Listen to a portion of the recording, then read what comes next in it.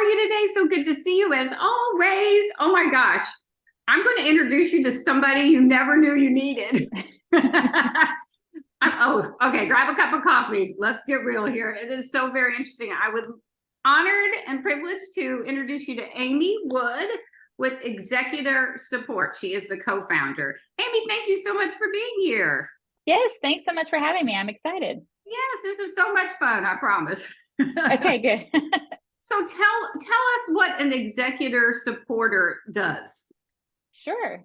Yeah, so our team comes alongside executors who are in the middle of closing an estate. We really shine with folks who are maybe overwhelmed or just don't have time, or maybe just don't want to. Maybe they've been an executor before, they know the hassle, and they do not want to go through all that again. And we work as part project manager and part executive assistant, just taking off as much as we can off your plate to help the person, the executor, get back to their busy lives, back to their families. Yeah, and we just try to close the estate as quickly as we can and give people back their lives. Speaking from firsthand experience, you have no idea what you're getting into. You have no idea what's around the corner. You have no idea what's up next, but Aimee does. And Aimee can help facilitate that process so you are not crying every day. Right. And try and figure it out because there's too much and the emotions run high. Aimee's very neutral, very loving and kind, but neutral. Right. So the emotions don't get all wrapped up into it, right? Right. Yeah. So one of the things that we are some of the feedback we've gotten from clients is we really help reduce the drama because again, I'm not emotionally hooked into the family system in the best way. I get that things are sad and things are hard, but it's not my family. And so I have no problem emailing beneficiaries, being the go-between when things get tough or when conversations might be a little tricky, when somebody maybe there's not as much in the estate as beneficiaries are thinking there is, or maybe it's taking a little longer than everybody thinks it should take, and why is it not moving? I'm happy to be that email, that person sending the email or picking up the phone, just to take some of the heat off of the relationships. It's already kind of a little bit strained, and people are grieving, and it's sad. So I'm happy to step into that role. Yeah, and I'm telling you, you don't know what you don't know, and it is rough. It's tough, and that's what Aimee does. She takes that toughness out of it, so you can have time to be with your family and just and grieve and remember. And so yeah, I'm getting goosebumps talking about it because I should have called you. Yeah. I didn't know you did, damn it. I know. Yeah, and that's another thing. So this is kind of a new industry. There's not a lot of folks out here doing that. Of course, there are estate planning and probate lawyers. Of course, there are CPAs and bookkeepers. There's not a lot of folks out there who are really stepping in as executive assistants in this very niche world. And so we're doing a lot of education too, because people don't know what they don't know, and they don't know that this exists. And so we're working to, what we want to do is try to get in front of as many people as we can and tell them about this, not only who we are, but this industry and what's possible. I know a lot of people, and I never knew this existed. So this is so amazing and will be so helpful. What's the best time? When does somebody need to call you? So they can call me right away, right? So if something happens, they can call me. They've found somebody's passed away. I have found that I can help, but I'm not super helpful in that first 2 weeks, where you're really just working on your memorial service. There's a lot of family happening. I can take care of some things like mom lives here in Houston, executors in Florida. I can come and change the locks on the house. I can do some of those things. I can make sure the house looks lived in. If we need some help with landscaping, we can just do all the things that make sure that it looks like the house is occupied, keep it safe. But really, we really get to work and get busy once you get that letters testamentary or letter of administration from the court. So the first thing you're going to do is work with an attorney and go to court, get a probate hearing, and get approved as executor or as personal representative. Call me during that time. Let's get you set up. Let's get a kickoff call on the calendar, talk about the process. Do you love your attorney? If not, do we need to find a new one? And then we'll be ready to go and in place. And once you get those letters of administration or those letters testamentary, we're going to hit the ground running. Very good. So what if you already, so once someone passes away, do you have to wait for that letter? Do people already have that letter? When someone passes away, no, that's a letter that you get from the court. Now, if somebody passes away and they've got a trust and they've done all the things to avoid probate, there's a possibility they don't need to go through probate. You know, that's best case scenario, right? Most people have something that's not in the trust. Like here in Texas, we don't put cars in trusts. Okay. Insurance companies don't like to insure trusts. They like to insure a person. So we don't usually put cars in trusts. And Texas doesn't really have a mechanism for transferring cars on death. So there's usually there can be little things that still have to go through probate. You still need a lawyer. I mean, I'm sorry, a letter. And most financial institutions are going to require that letter.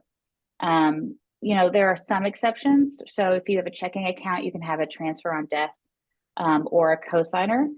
So those just really require death certificates. But most people are going to need to go through probate. And see, who knew this? This is so educational. You just don't know. Who knew that the car didn't transfer or didn't go into trust? Yeah, not usually. Yeah, mainly because of insurance, but otherwise, yeah, no. What's your favorite part about this? Why do you do what you love to do? So I have a longtime client who's a trustee, and I do some very specific work for him. He's got a couple of different trusts that he's a trustee for, and so I've worked with him for a long time. And he famously likes to say, when Aimee walks in the room, I take a deep breath because I know it's going to be okay. And that's, I mean, I just got chills, honestly. Me too. I have a little bit of I don't know if it's a hero complex. Maybe I need to see a psychiatrist about this. But I like to be the person who saves the day. I like to bring a sigh of relief. Like, I'm really overwhelmed. Oh, Aimee's on top of it. I know it's okay because Aimee's on top of it. So that's what I really love. I love taking things off people's plates. I love puzzling them out. I mean, I learn something new on every single client case I take. I don't walk around knowing everything about everything. I just took on a client who's sadly she's an executor for her mother's estate, and her house burned to the ground. I mean, it's tragic and terrible.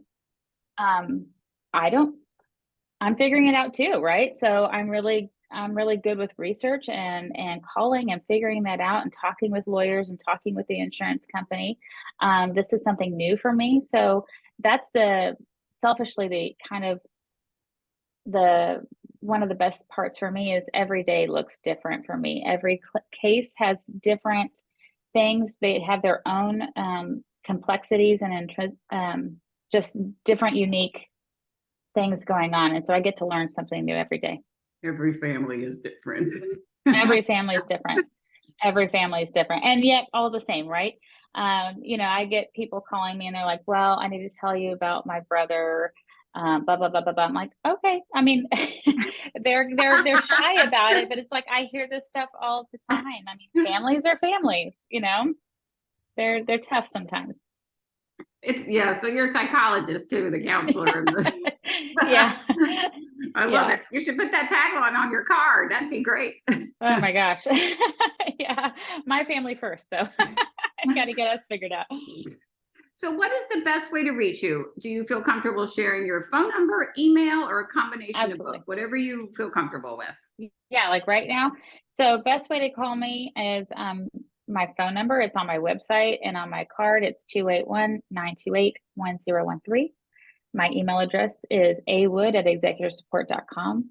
And our website is www.executorsupport.com. There's also a way on our website to go ahead and schedule a 30-minute free consultation right there on the spot. So you can click on a link, look at my calendar, what I have available, find what works for you, and schedule it. And Aimee's super responsive, and I'm telling you, you don't know you need this until you do. And so yeah. Don't try to say, oh, well, you know what, I'll try to figure it out. I'll jump on Google and try to figure out. Please don't do that. Your heirs have worked really hard to protect what was theirs or build it up, and Aimee will help protect that on the other side and help facilitate this. I'm telling you from the bottom of my heart, don't do this by yourself. Do not. Yeah, I think that most people, so at this point in my business, so I've been doing this a couple of years. And again, like you mentioned earlier, not a lot of people know about this service. And so many of the clients that I was getting at the beginning, they were 6 or 8 months into the process and were ready to pull their hair out. They had no idea what a challenge some things can be every step of the way. Dealing with banks, depending on which bank your parent or your the decedent had an account at, it can be really challenging. Just the checking account, and you haven't even gotten to the house and the stuff inside. That's another thing. We can help with stuff. I call those the stuff clients. So maybe they've gotten all the paperwork done, but they have this house full of stuff, and maybe they've the beneficiaries have gotten all the things that they wanted or were promised out of the house, what they've inherited, and now it's left with all the kind of leftovers. And so we need to prepare the house for sale. And so I can project manage that process. I've got a great list of service providers with estate sale folks, housekeepers, people who can, realtors who specialize in probate, realtors who specialize in downsizing. So I've got a great list of service providers and can manage that project. Yeah, it is a project, and it'll take over it your life.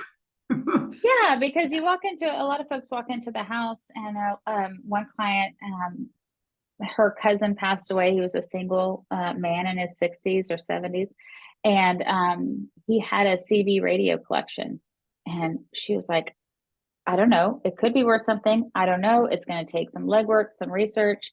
And so, I found somebody who, knew a lot about a lot of stuff and looked into it and was able to say, this is worth it, this isn't, but I found a buyer for the lot, and just taking that off, because you can get sucked into a rabbit hole trying to figure those things out. Yes.